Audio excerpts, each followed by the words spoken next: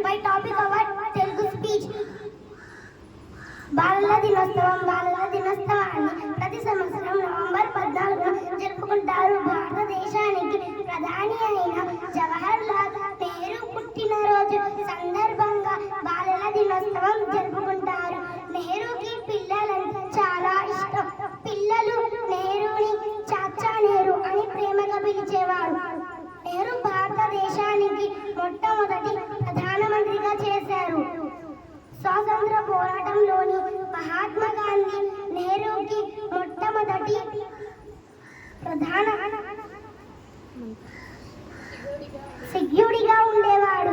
దానిలో తన ఏకైక కూతురు ఇందిరా ప్రియదర్శినితో ఎక్కువ కాలం గడపలేకపోయారు.